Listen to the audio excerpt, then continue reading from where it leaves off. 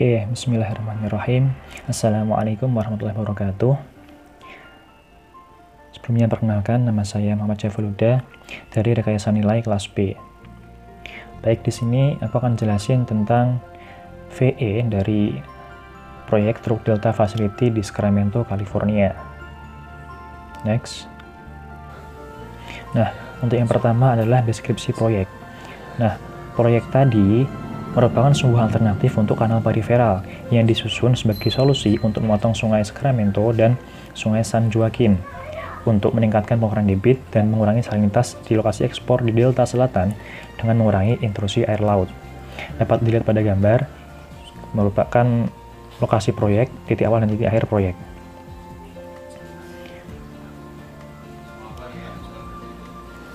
Nah, tim proyek sendiri mempresentasikan konsep berikut terhadap tim nilai terhadap 5 konsep. Yang pertama yaitu yang pertama adalah struktur asupan baru di HUD CA untuk menarik 4.000 kubik dari sungai Sacramento. Yang kedua, asupan baru akan memiliki struktur rak sampah dan layar berbentuk V. Yang ketiga, stasiun pompa akan dibangun sebagai bagian dari struktur intake. Yang keempat, air akan dikirim dari HUD CA ke selatan dari sungai Mokulokome dekat pertemuan dengan rawa Snodgrass oleh kanal baru. Yang kelima, di ujung hilir kanal adalah struktur outlet yang terjaga keamanannya untuk mencegah ikan berenang di hulu ke stasiun pompa. Oke, ruang lingkup VE.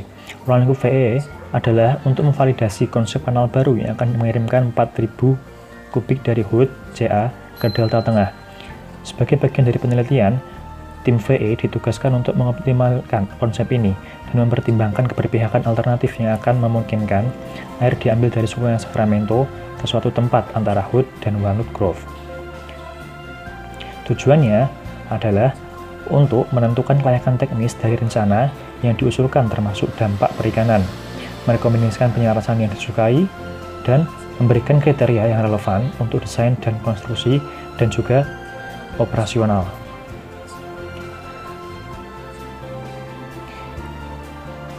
Ini adalah tim VE yang akan merumuskan alternatif nilai dari proyek Sacramento.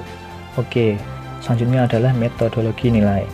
Studi nilai kali ini menggunakan metodologi nilai standar internasional yang didirikan oleh SAFE dengan menggunakan proses 6 fase yang dilaksanakan dalam format lokakarya oleh tim multidisiplin. Dengan proses ini, tim nilai mengidentifikasi fungsi-fungsi proyek yang penting dan cara-cara alternatif. Kemudian, memilih alternatif yang terbaik untuk berkembang dan sehingga menjadi solusi yang dapat diterapkan untuk peningkatan nilai. Nah, ini adalah tahapan dari value engineering. Ada tahap pra-workshop, ada tahap workshop, dan ada tahap pasca workshop. Nah, tahap pra-workshop sendiri ini memiliki tujuan yaitu merencanakan, mengorganisasikan, serta mempersiapkan segala kebutuhan yang akan digunakan untuk proses studi value engineering. Yang kedua, ada tahap workshop. Nah, tahap workshop sendiri merupakan pelaksanaan rencana kerja dengan mengikuti tahapan yang berurutan mendorong tim untuk mengidentifikasi ide-ide dan mengembangkan alternatif yang sesuai. Yang pertama, ada tahap informasi.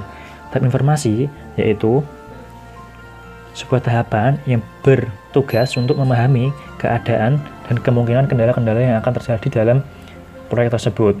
Yang kedua, ada tahap analisis fungsi, yaitu menganalisis fungsi, mana fungsi dasar dan mana fungsi yang akan dikembangkan dalam proyek tersebut. Yang ketiga, ada fase kreatif, yaitu yang bertugas untuk menghasilkan jumlah ide dan alternatif yang kemudian akan dipilah dan dikembangkan. Selanjutnya ada fase evaluasi.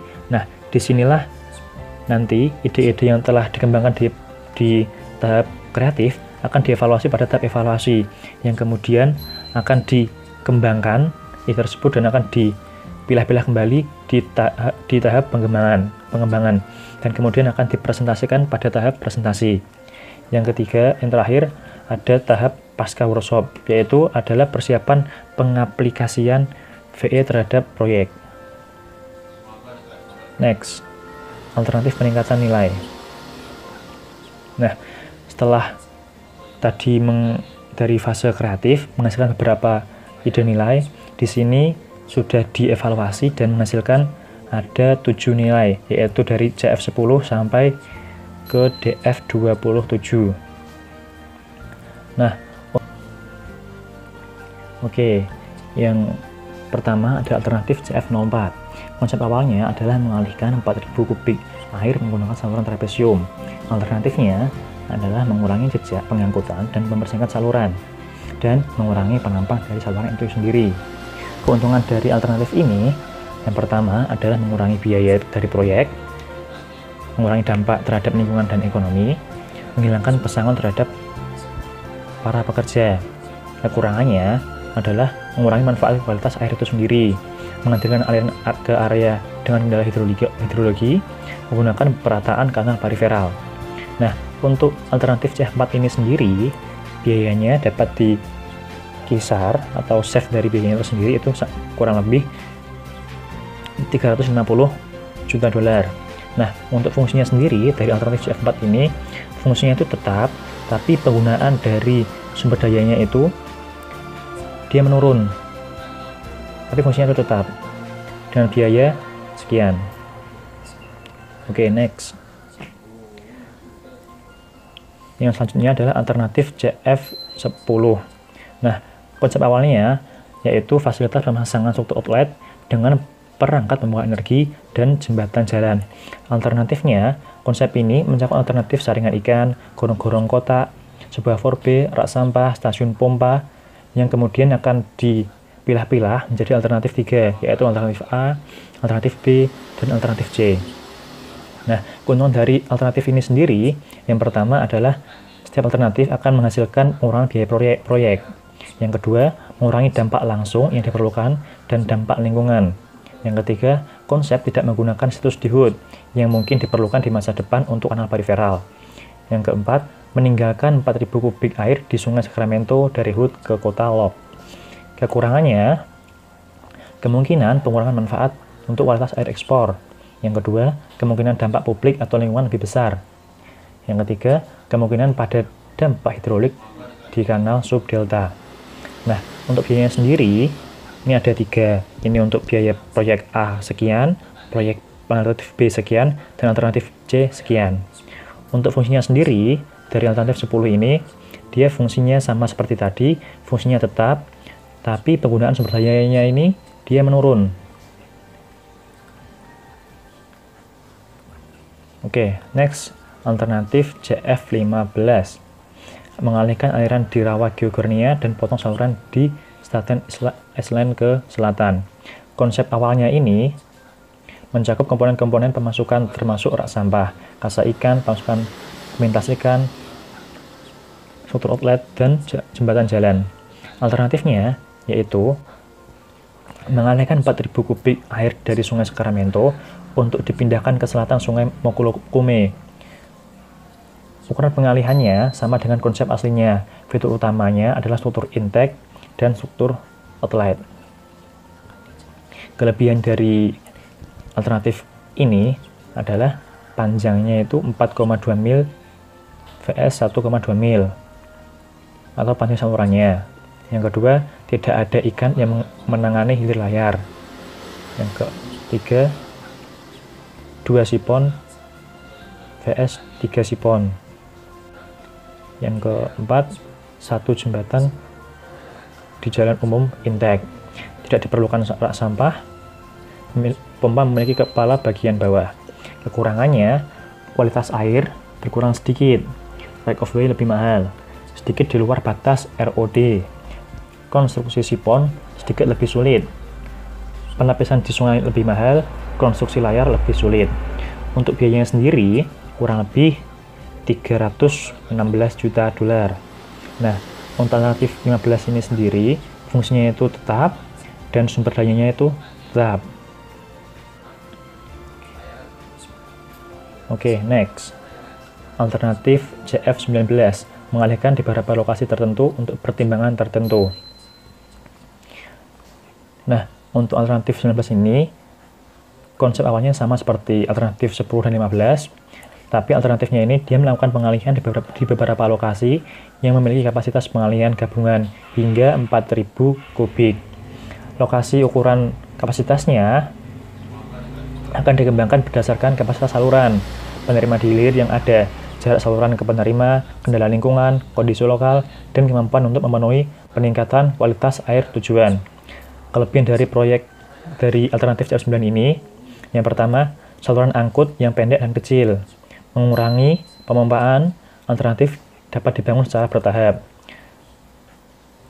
meninggalkan lebih banyak aliran di bagian atas, pemeliharaan landscape yang ada lebih mudah, desain standar terbukti, banyak pilihan situs pengalihan. Kekurangannya, biaya operasional yang sedikit lebih tinggi, kurang adanya skala ekonomi, kemungkinan memperbesar saluran yang masih ada, kemungkinan peningkatan kualitas air lebih rendah, kemungkinan lebih terbelakang pada pengalihan yang ada. Nah, untuk alternatif yang ke CF19 ini, dia fungsinya ini naik dan penggunaan sumber dayanya ini dia menurun. Ini merupakan alternatif yang terbaik karena fungsinya naik, namun penggunaan dari sumber dayanya, baik sumber daya manusia, dari segi waktu ataupun biaya, dia itu turun. Oke, next, alternatif CF38. Perluas kapasitas di DCC dan saring arus 12.000 kubik dan 14.000 kubik. Konsep awalnya, fasilitas DCC yang ada menghubungkan Sungai Sacramento dengan pusat delta dan fasilitas pengalihan. Alternatif ini melibatkan perbaikan gerbang DCC yang ada, meningkatkan kapasitas pengalihan DCC dengan menambahkan gerbang tambahan di sisi utara fasilitas yang ada, memperluas saluran pengalih DCC yang ada, penyediaan saringan ikan di saluran melebar untuk menangkap ikan yang melewati gerbang baru. Diasumsikan bahwa pengurangan salinitas tambahan di fasilitas ekspor delta dapat diwujudkan dengan peningkatan ini. Keuntungannya, perbaikan gerbang DCC yang ada akan menambah keandalan pengalihan ke fasilitas ekspor. Perbaikan alternatif tidak berdampak pada lalu lintas, berpotensi untuk melakukan penyaringan seluruh DCC, mempertahankan laju aliran,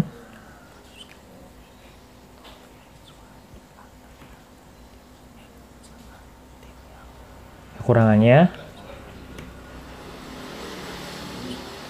sejauh mana peningkatan saluran hilir yang diperlukan untuk mengakomodasi peningkatan pengalihan DCC tidak diketahui. Alternatif ini dapat mengakibatkan perubahan yang sering dan cepat. Peningkatan pengalihan dapat mendorong penarikan tambahan oleh pengguna hilir. Untuk alternatif CF38 sendiri, biayanya ada dua, yaitu kurang lebih 360 juta dolar dan 140 juta dolar.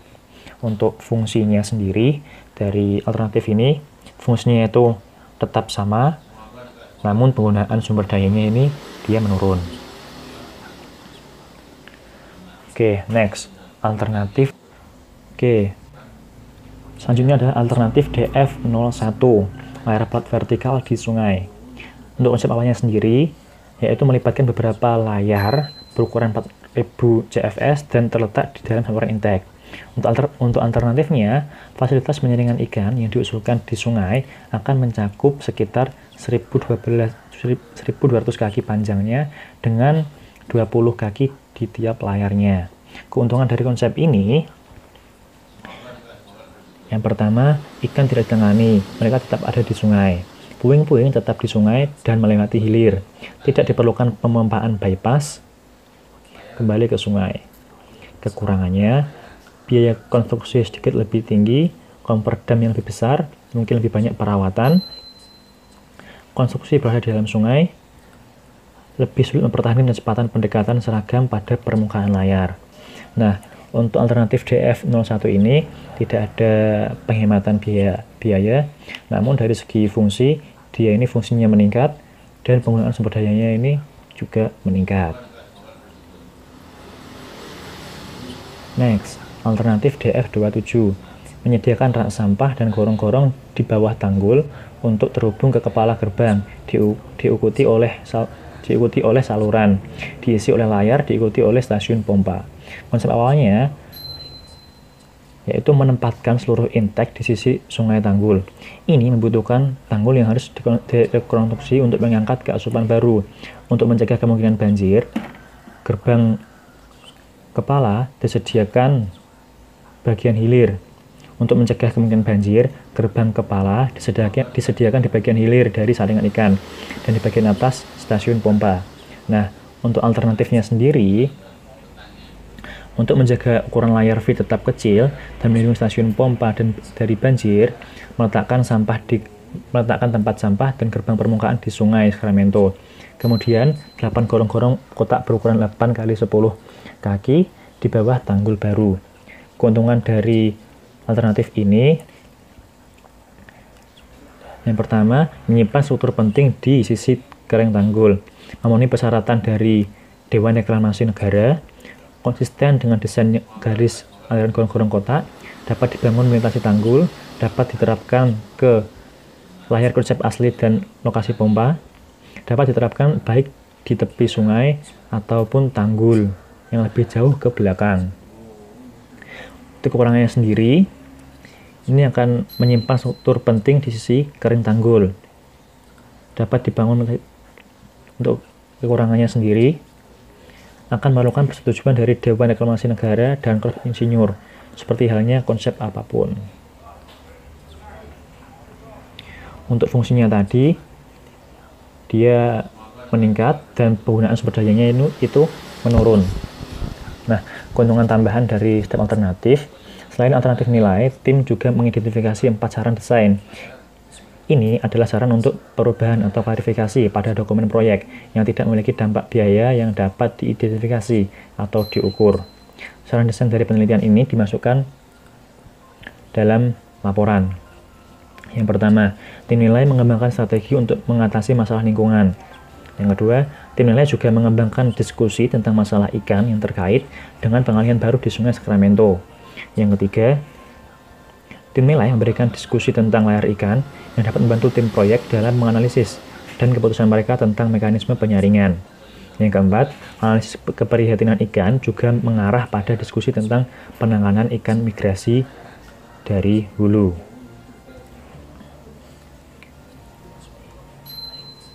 Next, resolusi alternatif.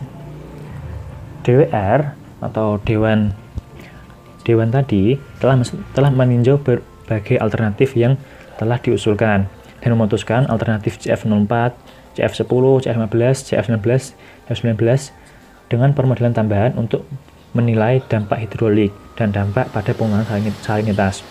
Hasil model ini akan dianalisis dalam studi prakelayakan.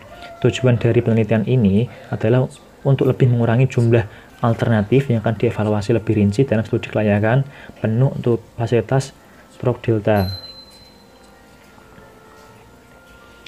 Oke, terakhir kesimpulan. Pada bagian akhir penelitian, tim VE menawarkan rekomendasi berikut. Yang pertama, meskipun penyelarasan yang diusulkan untuk fasilitas Truk Delta Facility tampaknya merupakan yang sangat dapat dilakukan,